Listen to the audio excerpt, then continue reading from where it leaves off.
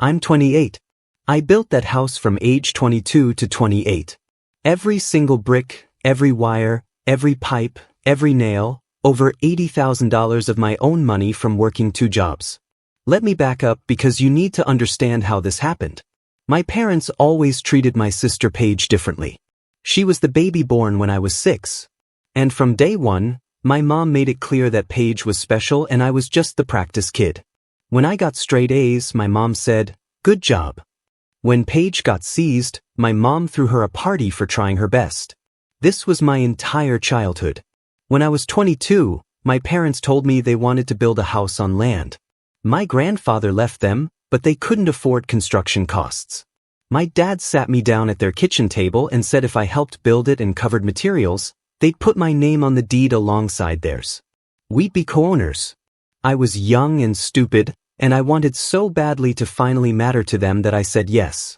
This is the setup for a masterclass in how to exploit your own child. And I need y'all to understand something. This man didn't just agree to help. He agreed because somewhere in his brain, there was still that little kid thinking, maybe this time they'll finally see me.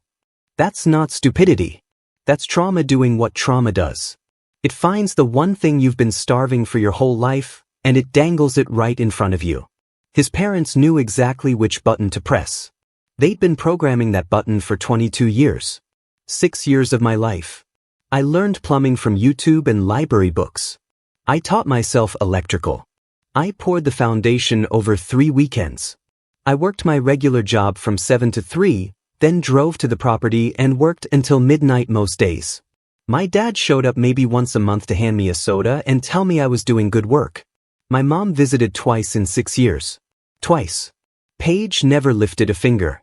She was too busy with her boyfriend Leroy, who hasn't held a job longer than 4 months since I've known him. They lived in my parents' cramped apartment the whole time, complaining about not having space while I was literally building them space with my bare hands. 6 years. Do you understand what 6 years of learning trades from YouTube while working full-time actually looks like? This man aged out of his 20s on a construction site building a future for people who couldn't even be bothered to show up and watch. And Paige is somewhere complaining about square footage while her brother is out there turning himself into a one-man construction company. The audacity to complain about space to the person actively creating space for you. That's not entitlement. That's a whole different species of delusion. The weekend I installed the last door knob, my parents invited me over for dinner. I thought they were finally going to acknowledge what I did. Instead, my mom told me Paige and Leroy needed the house because Paige might be pregnant soon and they're starting a real family. She said I'm 28 and single, so I don't need all that space. My dad laughed and said I should consider it back rent for 18 years of raising me. I asked about the deed, about my name, about the promise. My dad said they never actually filed any paperwork with my name. It was always just theirs. He said I should have gotten that in writing and maybe I'll learn to be smarter next time. Paige was already there. She was leaning against my kitchen counter sipping wine. And she thanked me for the free labor and said the master bedroom I designed turned out amazing. Leroy was in the driveway revving his car in my garage saying, "Yeah, bro, appreciate it." I need everyone to sit with this image for a second. This man just installed the last doorknob. The project of his 20s is done. He walks into what he thinks is a celebration dinner and instead walks into a fully coordinated ambush. Paige is already there. She's already comfortable. She's already sipping wine in his kitchen like she's settling into a hotel room. They didn't even have the decency to pretend for 5 minutes. They had this whole speech rehearsed. The back rent for raising you line, that wasn't off the cuff. That was a prepared legal defense disguised as a joke. These people sat around a table and workshopped how to rob their son and make him feel like he deserved it. I didn't say anything. I walked out. I got in my truck and I drove away and I made a decision right there in that driveway. I wasn't going to heal from this. I wasn't going to move on. I was going to spend however long it took to make sure they felt exactly what they did to me. That was 11 months ago. I've spent every single day since then preparing, saving, planning, documenting everything about that house and what I put into it. And then last Thursday, my mom called me for the first time in 11 months. She was crying so hard I could barely understand her, though. She kept saying, "Please come home. We need to talk. There's been a situation. I didn't answer, but I smiled because I knew exactly what the situation was. I'll explain in the update what I set in motion and what happened to make them finally call. But trust me when I say this wasn't karma. This wasn't the universe. This was me. Update 1. Alright. So, a lot of you asked what exactly I did during those 11 months and what made my family suddenly desperate to talk to me. Here's what happened. When I built that house, I did everything myself. Electrical, plumbing, foundation, framing, all of it. And here's the thing about doing construction work yourself on a property you don't own. You're supposed to pull permits. You're supposed to get inspections. My parents told me not to bother because permits cost money and inspections take time, and they trusted me to do it right. I did do it right, but I also kept every single receipt, every photo, every video I took while working. 6 years of documentation sitting in folders on my laptop and backed up to the cloud. 3 weeks after they kicked me out, I walked into the county building department and I filed a complaint. I told them there was a newly occupied residence at that address with 0 permits on record for any of the major work done. Electrical, plumbing, structural. Nothing was ever inspected or approved. Y'all, this man was playing chess while his family was playing checkers with missing pieces. They told him to skip permits to save money. Their money, by the way, which was actually his money. And they thought they were being clever. They thought they were cutting corners. What they were actually doing was handing their son a loaded weapon and then forgetting he had it. 6 years of receipts, 6 years of time-stamped photos. This man built a legal case while he was building their house. The documentation wasn't paranoia. It was prophecy. Some part of him always knew. The county sent inspectors in January. My parents had been living in the house for about 2 months at that point because they moved in too. Paige and Leroy took the master bedroom I designed and my parents took one of the smaller rooms. One big happy family in the house I built with my hands and my money. The inspectors found exactly what I knew they would find. Unpermitted electrical work throughout the entire structure. Unpermitted plumbing, no certificate of occupancy. The house was never legally approved for anyone to live in. They got a notice. They had 90 days to either bring everything up to code with proper permits and inspections or vacate the property. The cost to retrofit everything correctly with licensed contractors was estimated at over $40,000, expose the walls, hire licensed electricians to redo the work to current code, licensed plumbers, new inspections, the whole thing. My parents don't have $40,000. They never had money for anything, which is why I paid for the original construction. Paige and Leroy definitely don't have money. Leroy doesn't even have a job right now. So, now you understand why my mom called crying last Thursday. The 90 days were almost up. They were facing the reality that they either had to come up with money they don't have or move out of the house entirely. $40,000 to fix a house that cost $80,000 to build. And who has that money?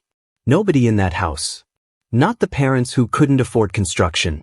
Not Paige, who's never contributed anything. Definitely not Leroy, who treats employment like a seasonal hobby. The only person who ever had money was the one they kicked out. They're drowning in a house they stole.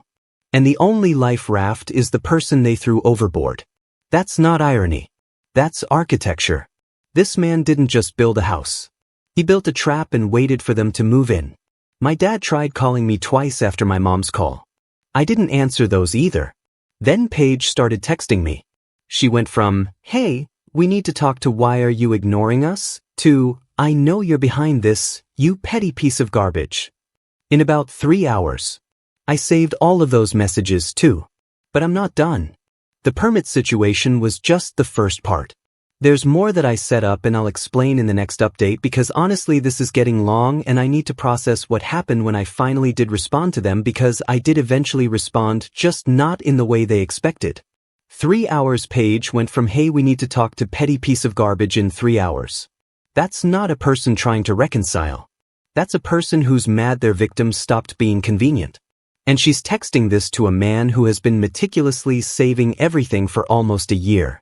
She's adding evidence to the pile while calling him petty. Every message she sends is another receipt. At this point, she's basically doing his legal prep work for him. Update 2. So, I finally responded to them, but not through text or phone. I showed up at the house on Saturday morning. I wanted to see their faces. I wanted them to say everything they had to say directly to me so there would be no confusion about where we stood. All four of them were there. My parents, Paige, Leroy, they were sitting in the living room I framed with my own hands surrounded by walls I drywalled and painted. My mom immediately started crying and asking why I would do this to my own family. My dad just stared at me like he was trying to figure out if I was really his son. I told them I didn't do anything. The county requires permits and inspections for occupied structures. I simply informed the county that their house had neither. Everything that happened after that was the consequence of their choice to skip proper procedures. My dad stood up and got in my face and said I knew exactly what I was doing and I was trying to destroy this family over a misunderstanding. I asked him what misunderstanding. He said they never promised me ownership. They just said they'd appreciate my help. I reminded him of the exact words he used at their kitchen table 6 years ago. I'd put your name right next to ours on the deed, son. We'll own it together as a family. He said I misheard him. Why would you do this to your own family? Family?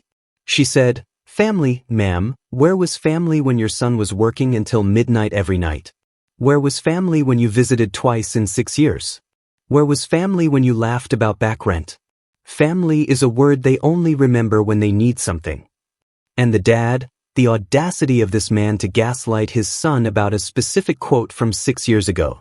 You misheard me, brother. Your son remembers the exact words because they were the most important words anyone ever said to him. He's been replaying that moment for 6 years. He could probably tell you what temperature it was outside and what you were wearing. Paige jumped in and called me delusional. She said I was always jealous of her and this was just me being bitter because I have no life and no girlfriend and nothing going on. Leroy nodded along like he had any right to have an opinion about anything. I stayed calm the entire time. I told them I had something else to share. During those 11 months, I also consulted with a lawyer about filing a civil suit against them for the value of my labor and materials, 6 years of work, over $80,000 in documented expenses, exposed walls that prove I installed the electrical and plumbing myself. A lawyer told me I have a very strong case for unjust enrichment. My mom grabbed my arm and begged me not to do this. She said they're family and we don't sue family. I asked her if family steals 6 years of someone's life and $80,000 and then laughs about it. She didn't answer. We don't sue family. Oh, now there's rules. Now there's a family code of conduct. Because I must have missed the chapter about not exploiting your firstborn for free labor and then kicking them out of the house they built. Funny how the rule book only comes out when they're the ones facing consequences. And Paige calling him jealous. Girl, jealous of what? Your unemployed boyfriend? Your inability to do literally anything for yourself?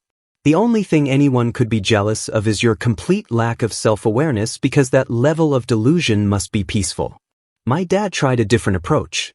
He said, fine, maybe they handled it wrong, but we can work something out.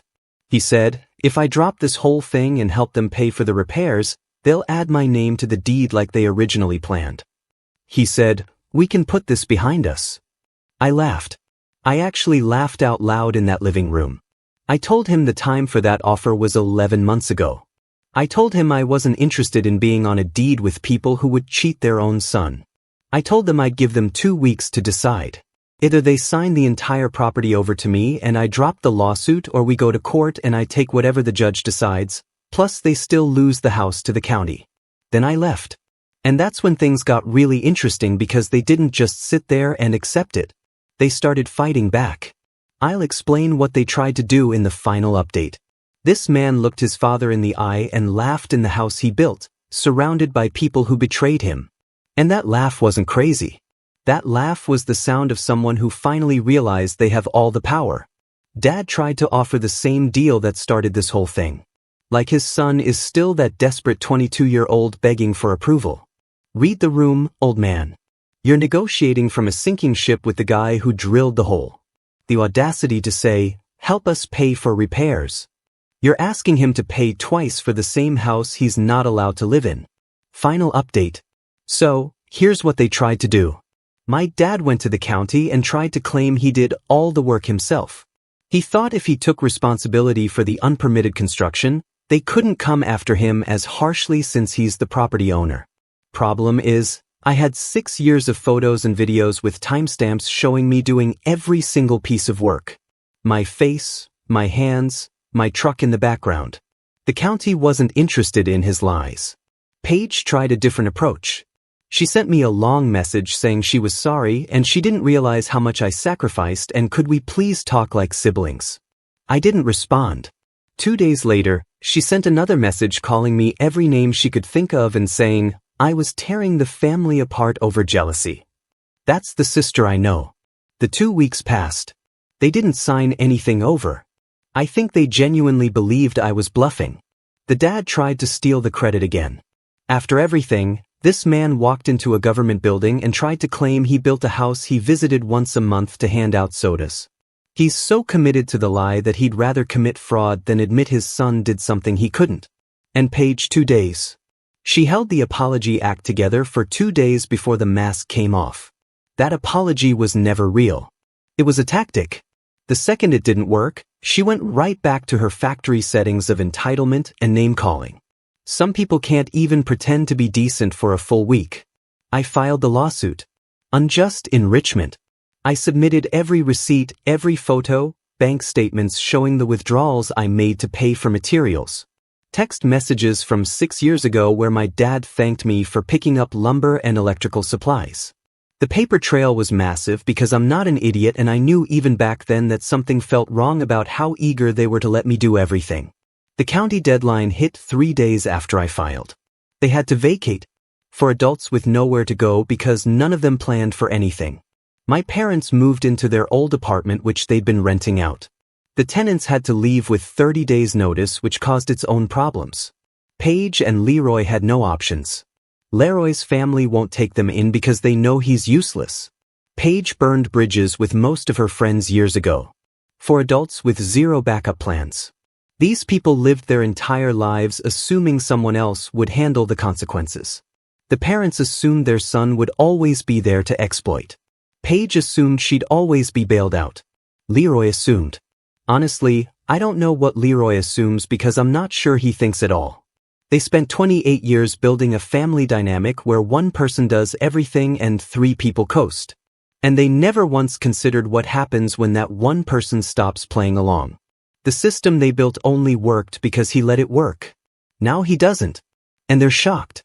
My dad is currently sleeping in his truck in parking lots. I know this because my mom told me in one of her 17 voicemails. She keeps saying he won't come inside anywhere because he's ashamed. He sits there for hours just staring at nothing. She's been calling relatives we haven't spoken to in over a decade, begging for someone to help them.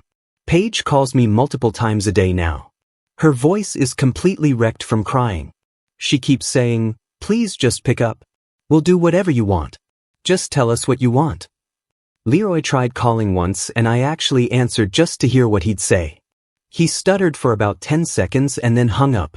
Last week, my mom left a voicemail saying, they'll sign the property over. They'll do it right now. They'll transfer everything if I just drop the lawsuit and let them have some peace. The dad who told his son to consider 6 years of work back rent is now sleeping in his truck because he's too ashamed to face anyone. The shame he should have felt when he betrayed his son at the he's feeling it now alone in a parking lot. And Paige calling multiple times a day with a wrecked voice. She's experiencing 1 month of desperation after putting her brother through 6 years of being invisible. The math doesn't even come close to balancing out. And Leroy, my man, called, had no script, stuttered, and hung up. That's a guy who has never once in his life had to handle anything himself. 10 seconds of accountability and he collapsed. I haven't responded yet. I'm letting them sit in it for a while longer. The same way I sat in that driveway 11 months ago realizing my own family saw me as nothing but free labor. Some of you might think I'm being cruel. Maybe I am. But they had 6 years to treat me like family. They had 11 months to apologize before it got to this point. They chose to laugh at me instead. They chose to call me ungrateful. They chose Paige every single time. Now they're finally learning what it costs to throw away someone who would have done anything for them. I'll probably accept the property transfer eventually, but not yet. Not until they understand that I'm not the desperate kid begging for their approval anymore. They built that dynamic for 28 years. I'm just finally returning the favor.